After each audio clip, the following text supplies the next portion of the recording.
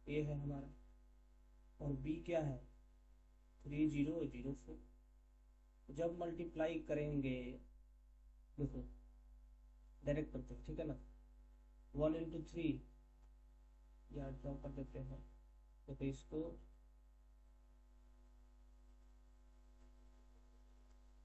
इसके साथ 1 into 3 plus 0 into 0 हो गया। अब हमें दूसरा कॉलम चाहिए, दूसरा कॉलम पे आते हैं, 1 into 0 प्लस 0 into 4 हो गया। अब हमें दूसरा रो चाहिए और दूसरा कॉलम चाहिए, सॉरी पहला कॉलम चाहिए लेकिन दूसरे रो का। तो दूसरे रो का पहला कॉलम पे आते हैं, तो 0 into 3 प्लस 2 into 0 हो गया। अब दूसरे रो का ही हमें दूसरा कॉलम चाहिए, देखो रो तो ये दूसरा है ना, ये रो हमारा दूसरा है। एक चीज एक मिनट समझना, ये जो रो है हमारा दूसरा ही रो है, इसी दूसरे रो का हमें दूसरा कॉलम चाहिए, ठीक है, दूसरे कॉलम का यानी ये वाला एलिमेंट चाहिए जो यहाँ पे होगा, यहाँ पे जो होगा, ठीक है। तो इसके लिए क्या करेंगे, 0 into 0 प्लस 2 into 4 हो गया, ठीक है। अब इसको हम चाहे तो लिख सकते हैं, देखो ये 3 हो गया, ये तो टोटल 0 हो गया, ये भी 0 हो गया, और ये 8 हो गया, ये हमारा ए बी आ गया। अब बी ए भी निकाल के देखते हैं भाई, बी ए क्या आता है, तो बी ए निकालेंगे तो 3 0 पहले बी रहेगा, 0 4। बी ए भी कर सकते हैं, क्यों कर सकते हैं, देखो नंबर अब बी ए चाहिए, जैसे ए बी मल्टीप्लाई किए, इसका सी देखे थे, इसका आर देखे थे, अब इस बार बी का सी देखेंगे, इसका आर देखेंगे, तो बी का कॉलम कितना है 2, बी का कॉलम कितना है 2, और ए का रो कितना है, क्योंकि ए का रो देखेंगे, इस केस में ए का रो देखेंगे 2, दोनों का फिर इक्वल है, यानी ये भी कर सकते हैं, ए बी भी कर सकते हैं और इसमें बी ए भी कर सकते हैं, मल्टीप्लीकेशन कर देते हैं। फिर वही काम करेंगे, ये फर्स्ट इधर का रो लेंगे, ठीक, इधर का फर्स्ट कॉलम लेंगे, 3 into 1 प्लस 0 into 0 हो गया, फर्स्ट रो फर्स्ट कॉलम। फिर दूसरे वाले का फर्स्ट रो का second column, 3 into 0 plus 0 into 2, सही है यहाँ पर, बहुत सुंदर। फिर आ जाते हैं अपने सेकंड रो पे और इसके पहले वाले कॉलम पे, तो ये हो गया 0 into 1 प्लस 4 into 0, सही है यहाँ पर। फिर हमें आना है सेकंड वाले कॉलम पे, तो यहाँ पे हमें 0 into 0 प्लस 4 into 2, ठीक है, यहाँ तक हो गया काम, ये हटा देते हैं। अब देखो इसको लिखो तो ये पूरा 0 दिख रहा है, नहीं 3 है, 3 हो गया। फिर ये देखो पूरा 0 हो गया, फिर ये देखो 0 हो गया, और ये 1 हो गया, यानी कि ये क्या, यहाँ तो कुछ अलग हो गया इसको, ठीक है। यहाँ पे क्या दिख रहा है भाई, ए बी और बी ए तो हमारा इक्वल हो गया। यहाँ पे हम क्या गौर फरमा सकते हैं कि हमारा ए बी और बी ए तो इक्वल हो गया। तो एक चीज हमेशा ध्यान में रखना है, ये गारंटी नहीं है कि ए बी और बी ए क्या होंगे, हमेशा अलग होंगे, ठीक है, ये हमेशा के लिए नहीं है, किसी सिचुएशन में हो सकता है। तो ये किस सिचुएशन में होगा कि भाई ए बी और बी इक्वल है, अरे इक्वल हो गया तो क्या बोल सकते हैं, ये कम्यूटेटिव है, क्या हो गया, ये कम्यूटेटिव हो जाएंगे, कम्यूटेटिव हो जाएगा। तो इसका भी फिक्स, मतलब ये क्या बोलते हैं, फिक्स, इसका अपना एक क्राइटेरिया बोल सकते हैं कि इस तरीके का यदि मैट्रिक्स रहा तो ए बी और बी ए क्या होगा, इक्वल होगा। ये चीज लिख लो कि ये ऑब्जर्व किया गया है कि multiplication of diagonal matrix of same order, diagonal matrix of same order हमेशा कम्यूटेटिव होता है। कम्यूटेटिव मतलब कि हमेशा ए बी बराबर बी ए होगा, कम्यूटेटिव कहने का मतलब कि हमेशा बी ए बराबर ए बी होगा। कब होगा, जब डायगोनल मैट्रिक्स हो, देखो ये डायगोनल मैट्रिक्स है, क्योंकि नॉन डायगोनल ये डायगोनल मैट्रिक्स है, इनको छोड़ करके देखो ये 0 है, ये भी 0 है, यहाँ भी 0 है, यहाँ भी 0 है, तो ये क्या है, डायगोनल मैट्रिक्स है। तो डायगोनल मैट्रिक्स के केस में ऐसा होगा, बाकी किसी के केस में नहीं होगा, ठीक है ना, हो सकता है हो जाए, उसकी कोई गारंटी नहीं, लेकिन इस केस में 100% गारंटी है कि डायगोनल वाले केस में, ठीक है, डायगोनल मैट्रिक्स हो, सेम ऑर्डर का मल्टीप्लीकेशन होगा, वो हमेशा कम्यूटेटिव ही आएगा, ठीक है। नेक्स्ट टॉपिक है हमारा zero matrix as the product of two non zero matrix, product of two non zero matrix, यानी कि हमें दो नॉन जीरो मैट्रिक्स का मल्टीप्लीकेशन करेंगे हम, तो हमें तीसरा जो मैट्रिक्स मिलेगा ये जीरो मैट्रिक्स मिलेगा। और इस चीज का ध्यान रखना है कि ये और ये दोनों क्या है, हमारे पास नॉन जीरो मैट्रिक्स है। कैसा मैट्रिक्स है, नॉन जीरो मैट्रिक्स है, लेकिन इनका प्रोडक्ट जीरो मैट्रिक्स है, लेकिन इनका प्रोडक्ट जीरो मैट्रिक्स है। ठीक है, इस केस को तो हमारे दिमाग में अब नहीं आना चाहिए, क्योंकि यदि ये चीज नहीं लिखा रहता कि product of two non zero matrix, तब हम ये कर सकते थे कि मान के चलो हमारे पास एक मैट्रिक्स ए है, एक बी है, इनका प्रोडक्ट हो रहा है जीरो, हम यहाँ से ये बोल सकते हैं कि आइदर या तो मैट्रिक्स ए जीरो हो या फिर मैट्रिक्स बी जीरो हो, either matrix A equal to zero और बी इक्वल टू जीरो। लेकिन ये वाला कंडीशन हमें यहाँ नहीं लेना है। तब भाई जो कंडीशन लेना है, जिस कंडीशन के ऊपर बात करना है, उसको डिस्कस करते हैं किस केस में होगा। ठीक है, एक एग्जाम्पल लेते हैं, जैसे कि एक मैट्रिक्स ए है हमारे पास, जो कि 0 -1 0 2 है, और दूसरा हमारे पास जो मैट्रिक्स है वो 3 5 0 0, यानी ऑर्डर सेम ऑर्डर का है, मल्टीप्लीकेशन कर सकते हैं क्योंकि एक का कॉलम दूसरे के रो के बराबर है, कर सकते हो। जब तुम इसका मल्टीप्लीकेशन करने जाओगे तुम्हें दिखेगा क्या क्या, 0 0 दिखेगा ऐसा। इसके पीछे का लॉजिक देखो क्यों ऐसा होगा। इसको हम मल्टीप्लीकेशन किसके साथ करेंगे, इसके साथ करेंगे ना मल्टीप्लीकेशन। ठीक, जब इसका मल्टीप्लीकेशन इसके साथ करेंगे तो देखो फर्स्ट वाले में 0 इंटू 3 करेंगे, प्लस करेंगे -1 इंटू सेकेंड वाला तो 0 हो गया, फिर तो 0 ही हो गया, यानी कि 0 इंटू 3 0 प्लस -1 इंटू 0 0, यानी कि ये फाइनली मिल करके टोटल 0 बना या नहीं। फिर जब हम आएंगे सेकेंड वाले कॉलम के लिए तो सेम वही चीज आया, 0 इंटू 5 0 प्लस -1 इंटू 0, ये भी 0। सेम उसी तरीके से 0 इंटू इस पे आओगे, ये जब इधर आएगा इसके साथ और ये आएगा इसके साथ, तो 0 इंटू 3 0 प्लस 2 इंटू 0 0, ये भी 0। सेम सिनेरियो इसके साथ भी है, 0 इंटू 5 0 2 इंटू 0 0, ये क्या हो गया हमारा, जीरो मैट्रिक्स। एक चीज हमेशा ध्यान रखना, if the product of two matrix is zero matrix, it is not necessary that one matrix of the matrix is in zero. इसका कोई गारंटी नहीं है कि यदि दो मैट्रिक्स हमारे पास है, इनमें से कोई एक जीरो हो, इनमें से कोई एक जीरो हो तभी दूसरा जीरो होगा, तभी ओवरऑल प्रोडक्ट जीरो होगा, नहीं।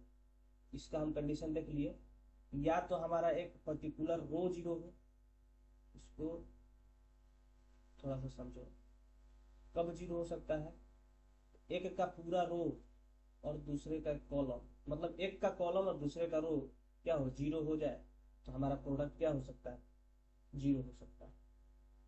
ठीक है, तो इस चीज का ध्यान रखना है कि जरूरी नहीं है कि एक मैट्रिक्स जीरो हो तभी हमारा ओवरऑल प्रोडक्ट जीरो होगा, ऐसा कोई गारंटी नहीं है, ऐसा कोई जरूरी नहीं है।